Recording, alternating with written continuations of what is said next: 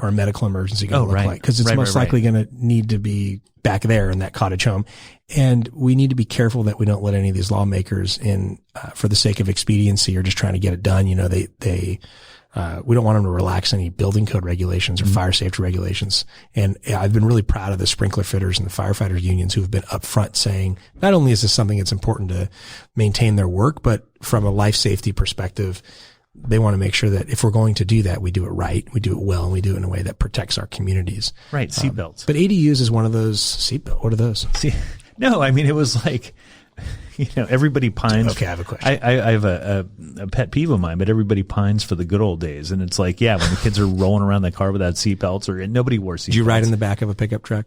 I remember going to LA to visit cousins. God, yes. Like my cousin and I and our dogs. And there was a camper shell. We were safe. The nostalgia is nice, but not really. It was awful. It's better with life's better with seatbelts. It's just like one of those obvious things that, you know, it's a simple safety thing. And it's like a helmet laws. I mean, don't motorcyclists wear a fucking helmet. It's a joke. Wear pants. Wear pants. Wear gloves. Actually, you could wear flip-flops if you want, but wear gloves. They can't skin graft the palms of your hands. But how do you argue against helmets? Do you ride a motorcycle? No. Have you ever? Good God, no. I got it out of my system. I got run over. Scares the life out of me. I'm done. I'm one tween away from texting, you know, and, you know, I mean, I had a doctor, I'm 50 now. I had a doctor talk to me about 12, 15 years ago that said, really, the only thing you've got to worry about for the next 30 years is doing stupid stuff. Really? Physically, you're going to be great. It's the accidental death that you can you're in trouble is what you're saying. Well, now I've burned up a lot of those years. If you can only avoid doing stupid stuff. Right. You'll be all right. But seatbelts, you know, so anyway, getting back to the what am I? I forgot what we were talking about. Sorry. We were talking about building grandma. Blinky lights and stuff over there on that. I know. We were talking about grandma building a shed in the backyard. That's one way to do it. Right. But that you can't. Transit dense corridors, I think, is another way people have proposed doing it. How do we not? That didn't pass, though. You know, it's funny. We're getting close to the 2020 election. You know what I think would be incredible for everybody is why don't we just have free public transportation, publicly funded, or free public education? That too. Community college. It's not that hard. But not everybody wants to go to community college. But everybody could use a bus public ride. College. Everybody could use a bus ride to their job. You know, they absolutely could. I don't know. I mean, education. We could go full circle back to TNCs and Ubers and Lyfts. Right. We're going to pass a tax in November. Right back there.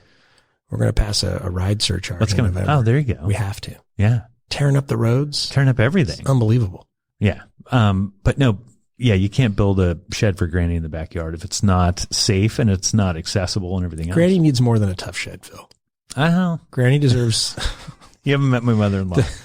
The doorway needs to be to code so the stretcher can get in. And stairs and all that good stuff. Yeah, and your kids are going to want to play in there anyway. You want them to be safe, even if you're not worried about Granny. Right. Okay. Right. And fire access and all that. So I have to ask you, what is the, in terms of the target audience for mandatory subjects of bargaining? Oh, good God. Who are you targeting? I'm targeting. Anybody? No. Okay. I'm targeting you. Well, I was going to say whoever you targeted and maybe picked up in the first two. I know you fucking blew it. I don't know. We blew it. We're all over the place. I'm going to wiggle these things. It might be my phone. I feel like when my phone does something, you're getting a little weird feedback. Oh, that's so too. Who I'm targeting? I don't worry about that stuff. I worry about talking about things that I think are relevant and having a little fun doing it. And if people want to listen, great. And if they learn something even better. But yeah, if you don't, if it's, you know, at this point, if somebody's made it through this 48 minutes, 48 minutes, we've been talking it goes fast, doesn't it? It does. You know, then fucking go. It's probably why they wouldn't let us sit near each other in union meetings. Go listen to something better. You know, I mean, whatever.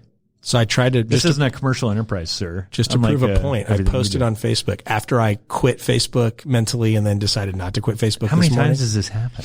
Is this a daily thing? I would say this is a monthly thing. Okay. I don't talk about it much, but it's probably a monthly thing where I just get I realize how much time I'm looking at my phone and it's not productive time. You can convince yourself in our work. Oh no. Yeah. So I'm looking and I'm just like, I don't need to be focused on this right now. And there's just a lot of junk that pops up. And then it's creepy, right? Because then you you were Googling something and then now you're getting ads pushed to you on the right. On your feed, I know. That's weird too. And the algorithm is all goofy these days, or maybe it always was and we didn't know it, where like I'm not seeing your posts ever. Right. Nobody's sharing your posts, I guess. But it's not even about likes anymore. It's about shares. We were at a training down in LA and they were it's like, don't worry about how many likes you get on one of your posts. You need shares to actually get it into your friends. So what they do is they sample, you post something interesting, right. Goofy conversation with Rudy, and you post it and a bunch of people like it. Only if like a certain segment of your friends get to see it initially. Because they want the shares. They want the people with high shares are more valuable for advertisers. Must be. But we're all addicted to this crap. So I quit mentally. I'm like, fuck this. I'm done with it. Well, it's September. All my kids see me on my phone all the time. September, what is it? Today? No idea. I thought you weren't supposed to talk about dates on podcasts. That's like the one thing I thought I learned. I don't care about any of that shit. Okay. Because then when you actually get off your ass and post this somewhere in 2 months. Last year, I was walking my kid to school and I was in my phone. And I was dealing with a work issue and I had some old lady get in my face of like, you should care about your children more than your phone or whatever. And I'm like, 20 years ago, I would have been at work. Not walking my kid to school. That's true. Well, I'm back on Facebook this morning after quitting mentally for 15 minutes. The other thing that was getting me on Facebook, where the hell are we going with that? I don't know, is that things on Facebook feel so important, and then you get off of Facebook and you talk to some people, and there's a section of people that will know what you're talking about, but by and large, what's going on there is not what's happening. That's right. And I think it's like, screwed up our attention span. There's this major controversy, and then you're out of it, and it's like, I don't know. We had a Board of Soups meeting on Tuesday, and our Board of Soups in San Francisco passed a resolution calling the NRA a domestic terrorist organization, which everyone agreed. But, it's like, ooh, we're on the record. And great, because they fucking are. And if you're a union member listening to this, American Sportsman, you can join the Union Sportsmen's Alliance. The USA. Wildlife conservation. Wonderful. That aren't a lobby for gun manufacturers. Protects, hunting grounds, and you can be an angler or a hunter or whatever. Take your Ducks Unlimited, whatever you want to do. CWA. USA. I dump your NRA card for a USA membership. You get a free union-made buck knife when you do it too. I still have so my even if it wasn't knife. For like morals or principles, it's in my pocket. I have a free buck. Who doesn't want a free buck knife? I know. Buck you never know without a clip. So you don't. I had to to modify mine a little bit. Clip on it, yeah. So they pass this thing, and then I go on Facebook because I'm just addicted. Yeah. And I scroll through, and it's like all these hate messages to one of our like labor endorsed can. I'm like, oh my God. I actually was like compelled to text her this morning. There was like horrible, and I can't tell if it's a bot or a right. But it's just some like crazy Russian. It's nut. At least one, and it's just nuts. But they're all like, you're a scumbag. And then I can't imagine what Swalwell gets. Oh, I don't know. Especially now after doing the presidential run. Right. What'd you think of that? Of Swalwell's run? Yeah. I thought it was wonderful. He actually organized his campaign staff as Teamsters. Yes. No, I think it was wonderful from the standpoint of somebody asked him early on why you're running for president. And he goes, well, I don't hold out a lot of hope that I'm going to become president this time, but I want to be part of the conversation going forward. Yeah, there you go. Which so I'm going to get in and I'm going to talk about the things that are important. And I know Biden's asking why the hell that guy got in the race after that first debate.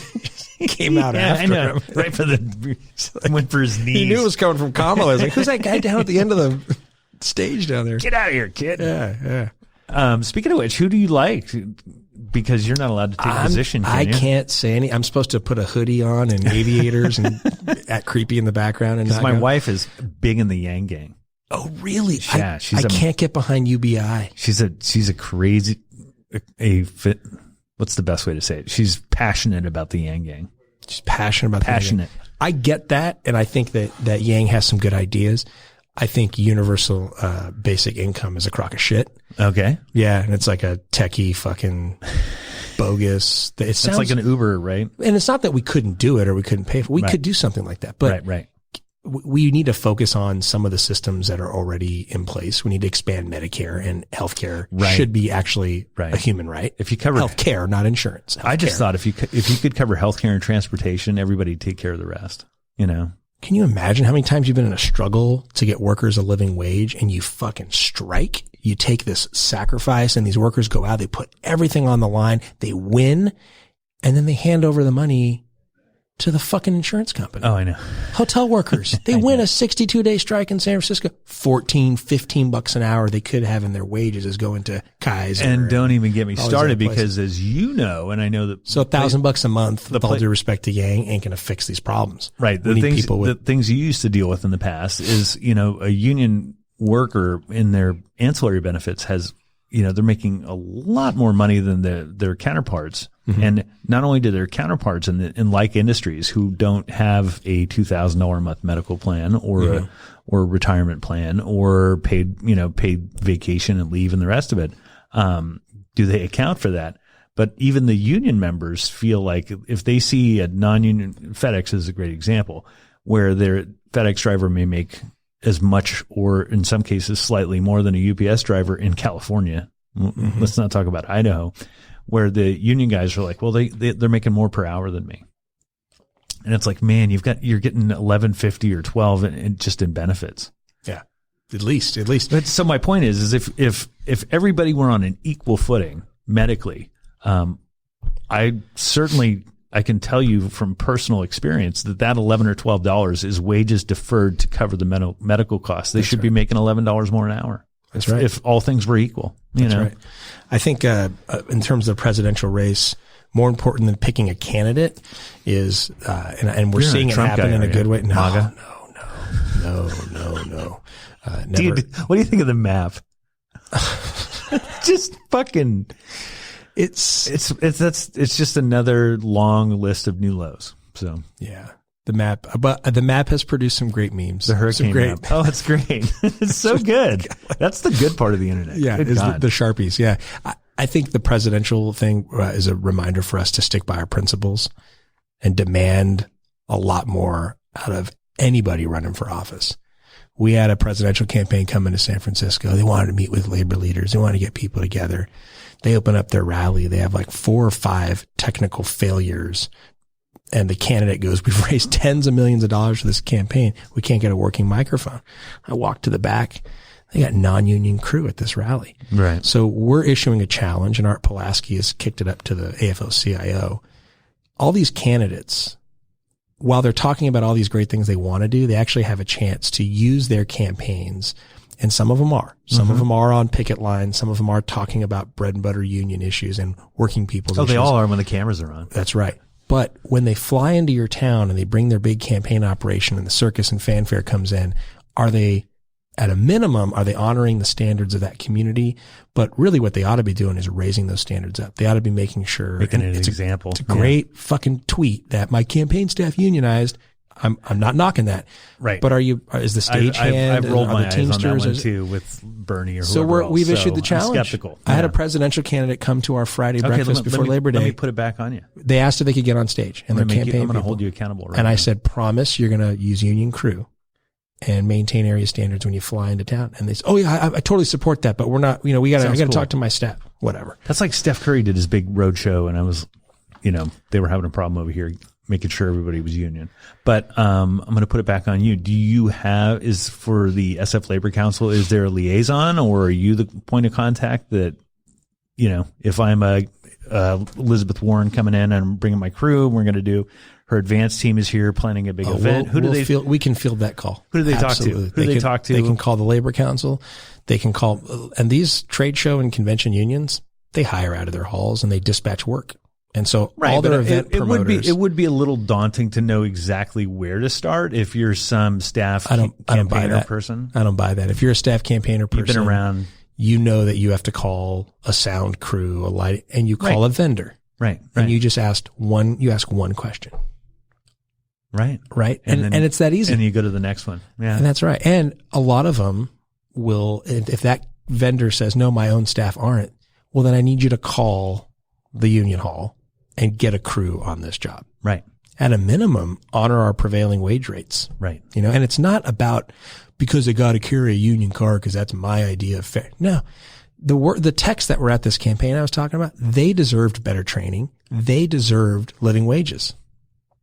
And it's not just about union membership or protectionism. It's about getting the best, At 9% of the population, the private sector, it can't be inward ever anymore for this movement. And it isn't. We're driving up standards for everybody. 35. Feel like I was going to say 50, but that would have been